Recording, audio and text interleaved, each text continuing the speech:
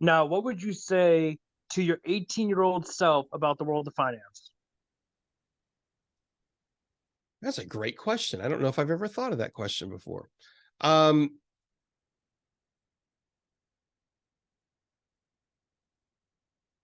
I guess I would then have to ask which part of the world of finance. I mean, I was about 20 years old when I started learning about the stock market. So I guess that's not that far off. I was really fortunate. I had a mentor, somebody who kind of took me under their wings a little bit for a weekend. That was it. It was actually, I was dating a girl in college and we went to visit her aunt and uncle for the weekend. And her uncle introduced me to the stock market. And his mentorship went so far as to say, here's the people you should go learn from. And the people that he pointed me to happened to be teaching a form of analysis that was far superior to the primary form of analysis that most colleges and universities teach. So I was really fortunate that I started learning from a trading standpoint very early on some better disciplines. So what would I tell an 18-year-old version of myself? I don't know that I would tell my 18-year-old version a whole lot different about finance itself. I would redirect my major in college and I would have done some stuff differently. But I think as far as finance is concerned, I ended up on a pretty decent path. I would, now I discovered this on my own not long after that. I was probably about 23, 24 when I discovered the value of passive income because I read Rich Dad Poor Dad. I was pretty young when I read that. And that was what opened my eyes to it. But I would have, definitely given the 18-year-old version of myself some of that insight. What's more important, living in the present or waiting for a return on investment? Living in the present. Yeah, definitely living in the present. And now that I just stopped talking and I thought about it for another second, if I could go back and tell my 18-year-old version of myself something to do when I was 18, I wish instead of taking those credit cards that they gave us the day we walked onto a college campus, instead of running down those roads for a few years, I wish somebody had pulled me aside and introduced me to passive income and what I teach is a financial fortress. I wish I had learned that on day one. That would have been much more beneficial, and I was mature enough to know about it and to handle it, and I would have done everything different. I also wish somebody had started teaching me about network marketing opportunities at a young age, because that was a business I could have started building in college, and I would have, and I would have done well with it. And so those are two things I would have done different for an 18-year-old version of myself. Do you think we're in a depression or a recession? I think some people are in a depression. I think some people are in a recession. And I think some people are economically expanding.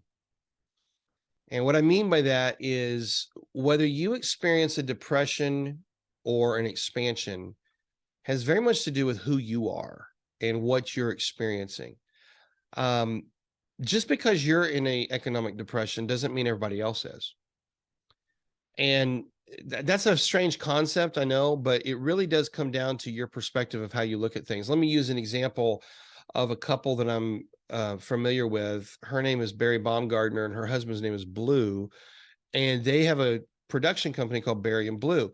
In 2020, when COVID hit, their business ground to a complete halt because they shut down all live productions. There was no more live seminars. You couldn't be in big rooms together. And that was 100% of their business. That's the business that they did. And so, like most people, they had a choice. They had a choice. Do I just stop and, live on government help and go into a depression, a recession for my business? Or do I reinvent myself? And they found a way to reinvent themselves. They started doing live events. Excuse me, I said that wrong. They started doing live virtual events. And what they started doing was really full-scale production virtual events, something that had never been done like they were doing it. They invented it. They used the crisis as an opportunity to reinvent themselves. And during that 2-year period of time when most people were experiencing a depression, Barry and Blue experienced the greatest economic expansion that they had ever personally experienced.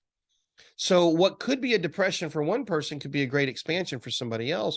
And it really is all about your mindset. Whenever a depression comes, or when a tragedy comes, or a crisis comes, it doesn't mean that opportunity disappears. It just means that it moved, that it changed.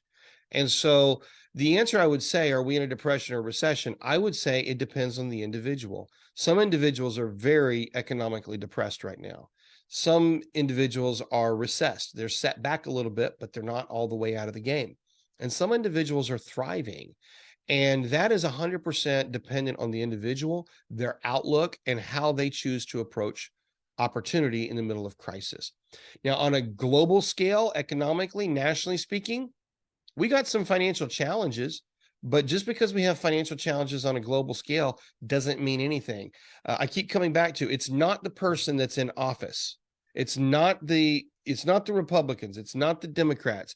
It's not the government leaders. It doesn't matter if Trump's in office or if Joe's in office or if somebody else is in office. There's always going to be challenges and opportunities, challenges and opportunities. I'll tell you that personally, some of my best economic years actually happened under the Obama administration when on a global scale, the economy wasn't doing that great, but we happened to get into a position where we were able to expand a lot. And then when Trump came into office, it had nothing to do with him. It had to do with the fact that I got into a big fight with my business partner and we had a huge setback. So economically, Trump was actually not good for me and my business, but it had nothing to do with him. And that was all on me. So do you see what I'm saying? Whether a person's in a depression or a recession or an expansion economically for themselves has a lot more to do with the individual than it does to do with the environment. When do you think our economy will go back to where it needs to be? Where does it need to be? I trade the stock market both to the upside and to the downside. Whenever the market goes down, we can make money. When the market goes up, we can make money. The same is true for the economy. Money is still flowing. Money has never stopped flowing. It didn't stop flowing in 2020 when COVID hit. It didn't stop flowing in 2021. It didn't stop flowing in 2022. And it's not going to stop flowing in 2023 or 24 or 25 or any other year in the future. So as long as there is money that's flowing, there is an economy. It's how you position yourself in the economy as to how it's going to go. Economies on a grand scale go up and they go down.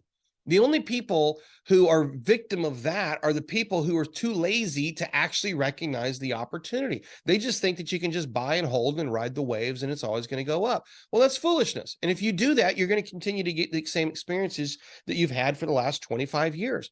All you have to do is go back to the year 2000. There was the dot-com bubble and a bunch of people rode that wave up and they didn't cash out and they rode the wave right back down. Then you go through the 2008 crash. Okay, so the market runs up really big in 2006, 7, 8. The economy's booming. Everything's doing great. Real estate's way up. And then it comes crashing down. And if you didn't cash out at the top, then guess what? You rode the wave all the way back down. Then we rode the wave right back up into 2020. It crashed in the COVID crash. And then it came right back up. And now it's been going down again. Well, listen, if you know what you're doing, you're getting out at the top and you're getting back in at the bottom. And if you're not, you're just sitting back and you're riding the waves. Well, if you're riding the waves, you should expect the waves to go up and down. But you're not participating. You're a passive participator, and you seem to think that you should get active results by being passive. That's a bad idea. So I think this whole idea of, well, when's the economy going to get better? The economy is great. It's moving. The economy itself is moving. Therefore, there is opportunity. And if there's opportunity to be made, there's opportunity to be found, then it's up to us as the individual to participate in that opportunity. Is it the same opportunity that you had 2 years ago? Probably not, because opportunities are constantly changing. So I guess the better question, Kevin, for your listening audience would be, not when's the economy going to get better. The better question would be, where are opportunities that I can make money right now and I can turn this Biden economy, if that's what you want to call it, into my economy, the economy that's thriving for me? That's a better question. And the answer to that, I think, is online business. There's huge opportunities in online business. There's huge opportunities in home-based business, network marketing. 7K is a good opportunity. doTERRA is a great opportunity. I'm not involved in that company, but it's a great opportunity. There's many other great opportunities that are out there. I'm not here to pitch an opportunity, but you just look at the places where money is moving and you jump into that economy. So you can have an entire separate economy that's right smack in the middle of what you think is a horrible economy, and you could be doing great. Does that make sense? there's going to be people out there that say bah humbug to what you just said, because back in the 70s, the 60s, the 50s, I mean, everything was so much more affordable.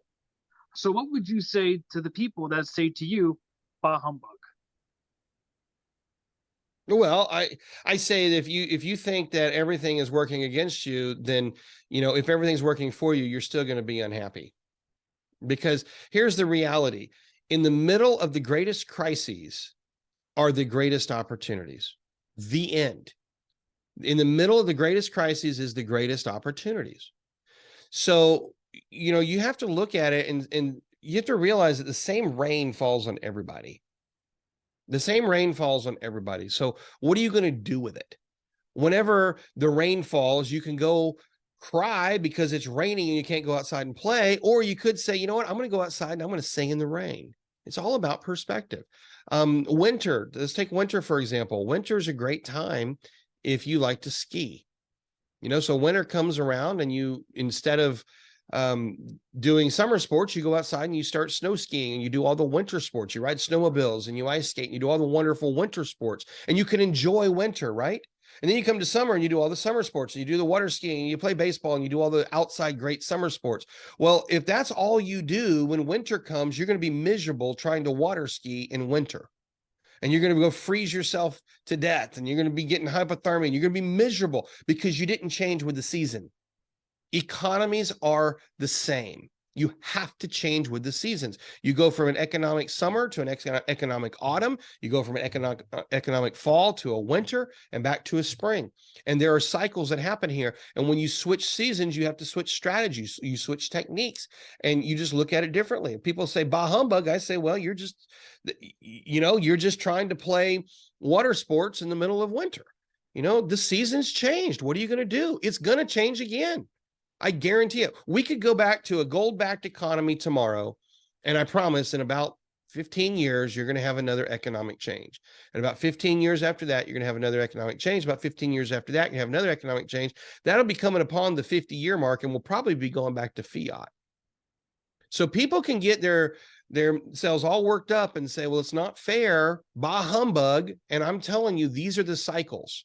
To believe otherwise is as foolish as to believe that summer doesn't follow spring, and spring doesn't follow winter, and winter doesn't follow fall. Every year, the cycle continues.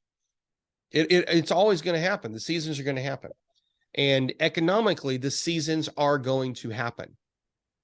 Don't sign up for the class of how do I avoid the seasons. Instead, sign up for the class of how do I play winter sports in winter and summer sports in summer.